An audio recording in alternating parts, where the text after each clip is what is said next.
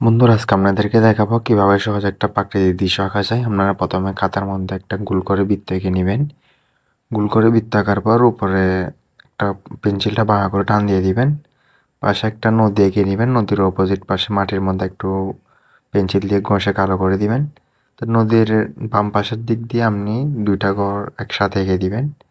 ঘরের খুঁটি, জানালা, উপরে চাল এগুলো এঁকে দিবেন। চালের উপর দিকে একটু করে ঘষে দিবেন যাতে চালগুলো বোঝা যায়। আর টিনের ইয়াগুলো লাগার জন্য মাঝখানে একটা টান দিয়ে দিবেন যাতে ঘরের মধ্যে টিন বা ছাউনিগুলো বোঝা যায় মতো। ওইখানের মধ্যে আপনি হালকা হালকা করে রং করে দিবেন। সরি, রং বলতেছি, এটা মানে একটু ইয়া করে দিবেন। জানালা এঁকে দিবেন। জানালার মধ্যে কালো কালো করে দিবেন। তা মাটিগুলো বোঝার জন্য পেন্সিলটা আপনি ইয়া করে ধরে ওইখানে একটু ঘষে দিবেন। ঘরের মধ্যে জানালাও দিয়ে দিবেন, দরজাও দিয়ে দিবেন, এগুলো কালো কালো করে দিবেন। তারপর নদীর পাশে করে আপনি ইহাগুলো কিছু খুঁটি ইয়া করে দিবেন।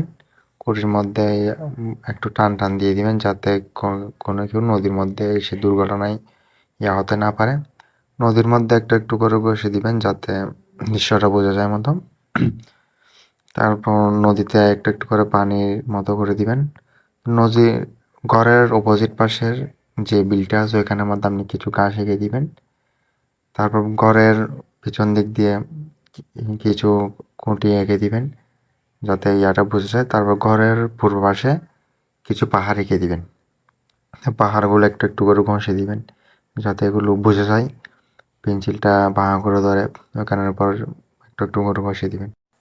তো বন্ধুরা আপনারা এভাবে সহজে একটা প্রাকৃতিক দৃশ্য এঁকে নিতে পারবেন। আমার ভিডিওটা কেমন হচ্ছে জানাবেন, ভালো লাগলে শেয়ার করে দিবেন।